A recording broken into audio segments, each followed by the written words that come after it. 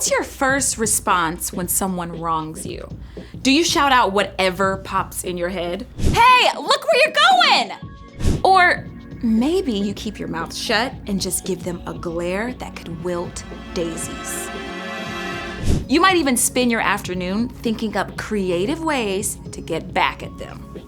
I could totally empty the ketchup bottle and put in hot sauce, and they'll totally burn their mouth when they eat a burger. Yeah.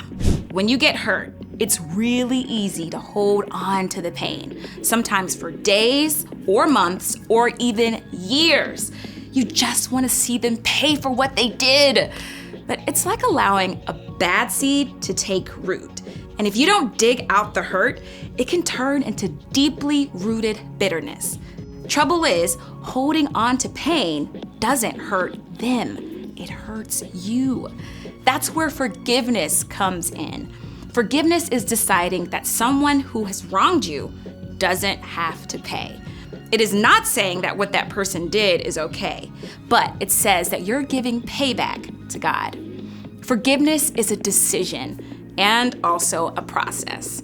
Sometimes you have to give the situation back to God over and over. But when you trust God for strength to forgive and root out bitterness, you make room for beautiful things to grow. Things like peace, joy, and compassion. And the very first step, ask God to wipe away the wrong things you've done.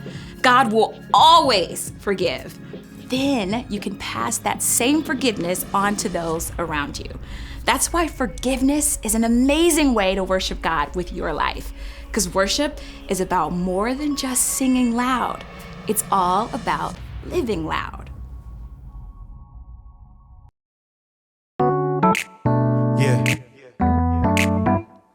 Come on. Let's go. I know I'm gonna make mistakes in this life I live, but you never leave me. You forgive. I won't always get it right. It's alright, 'cause no matter what I do, I'm always loved by you. In the morning time, I'm gonna sing. God, you make me smile when you're doing your thing. I'm thankful for the way you set me free and all of the ways that you love me.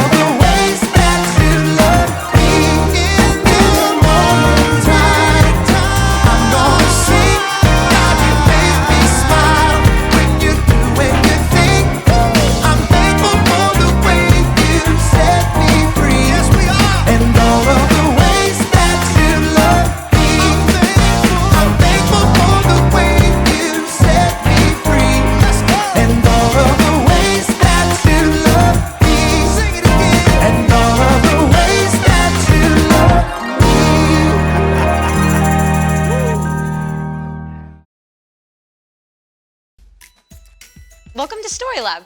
This week, we're talking about forgiveness, while we take a look at the story of someone who knew just where to go with her messy life.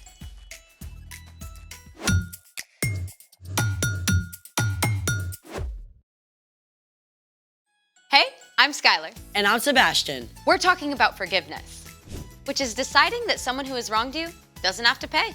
Speaking of forgiveness, Yes, you know how we're all works in progress? of course. And you remember that beaker full of delectable M&Ms that you left on the counter yesterday? Oh, right, thanks for reminding me. I totally want a snack right now. Yeah, about that. Wait, that's the beaker that the M&Ms were in? This is the beaker. Where are the M&Ms? You did not eat an entire beaker full of M&Ms! I was only gonna munch on a handful, but they kept calling to me.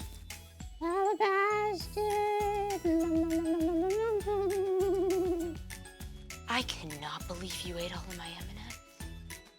I feel terrible. Bet your stomach did too. True story.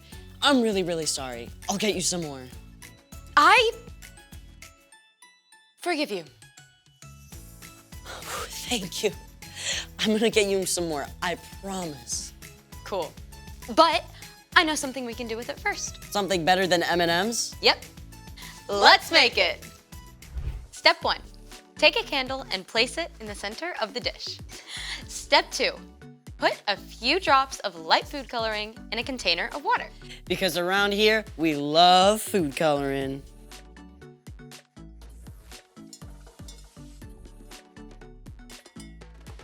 Then, pour the water in a shallow glass dish until it just covers the bottom.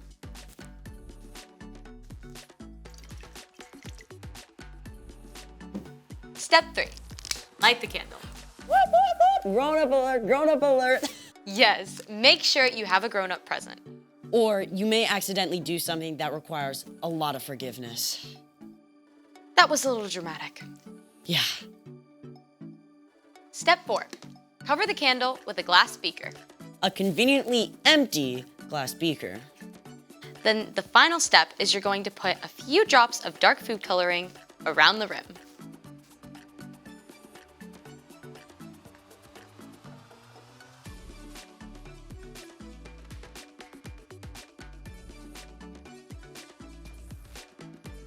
What's with the water?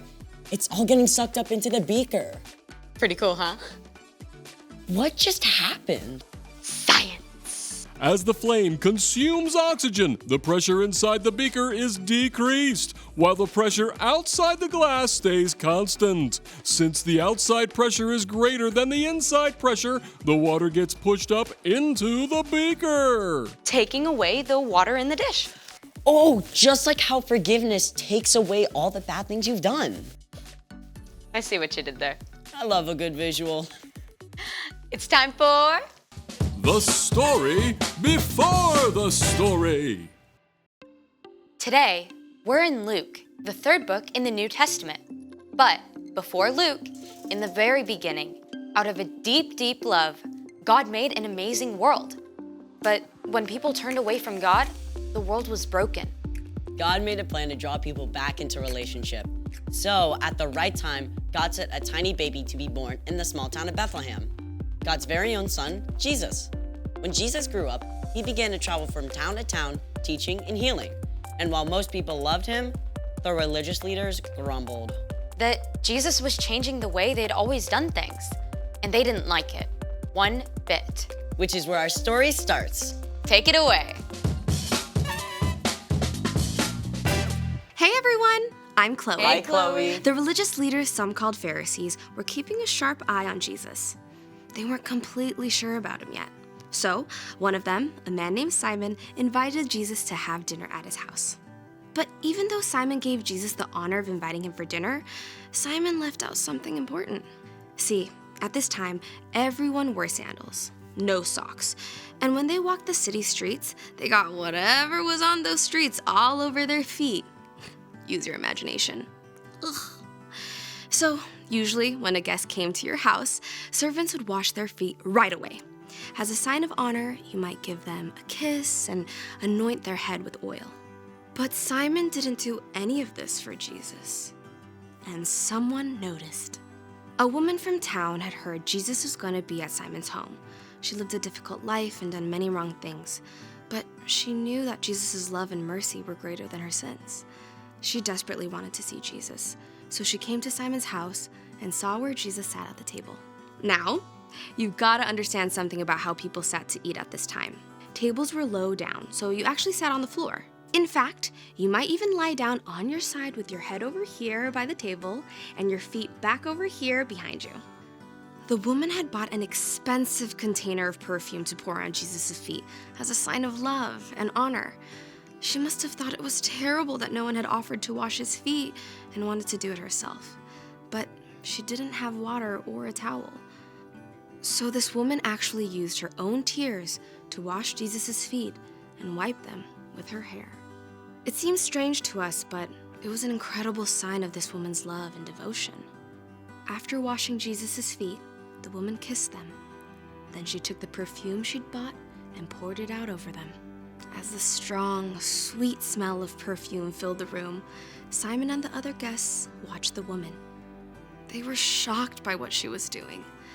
Simon said to himself, "If this man were a prophet, he would know who was touching him. He would know what kind of woman she is. She is a sinner." Simon thought this inside his own head, but Jesus knew exactly what Simon was thinking. So he told a story to help Simon understand. Simon, I have something to tell you. Tell me, teacher. 2 people owed money to a certain lender. One owed him 500 silver coins. The other owed him 50 silver coins. Neither of them had the money to pay him back, so the lender let them go without paying. Which of them will love him more? The room was so quiet, you could hear a pin drop. At last, Simon spoke. I suppose the one who owed him the most money. You are right. Do you see this woman? I came into your house. You did not give me any water to wash my feet, but she wet my feet with her tears and wiped them with her hair.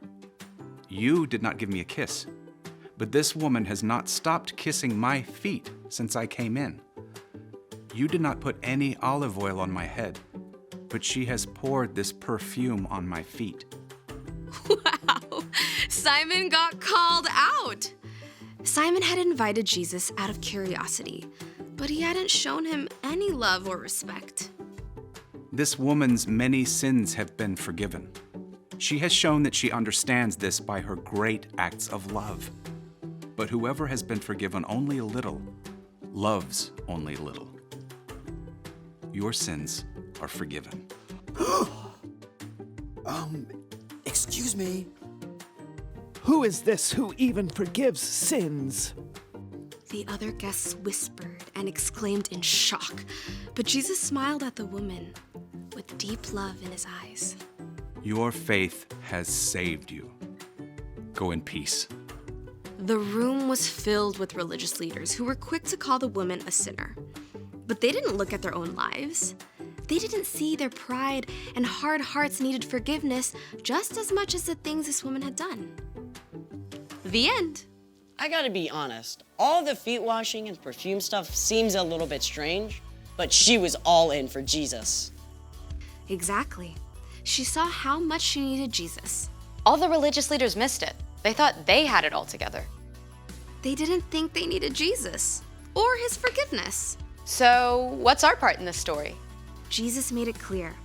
Everyone needs forgiveness. Not just the guy who robbed a bank or the school bully. All of us have done things wrong. We've all messed up. And those wrong things, big and small, have broken our relationship with God. They make us feel far away from God. We all need forgiveness. It's why God sent Jesus to be here on earth with us. Jesus showed us how to live.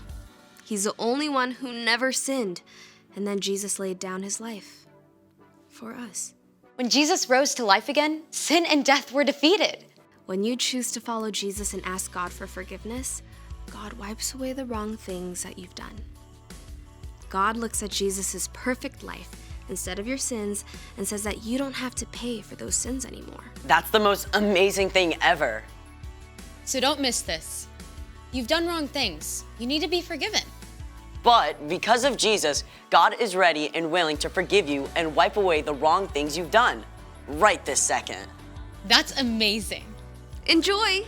See you next time. Bye, Chloe. So here's the thing. Everyone needs forgiveness. Just like you forgave me for the M&Ms.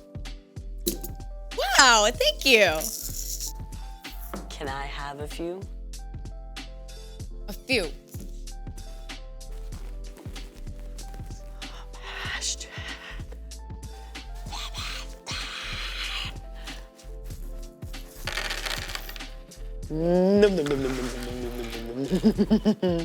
Okay. Thanks for joining us in the Story Lab. See you next time.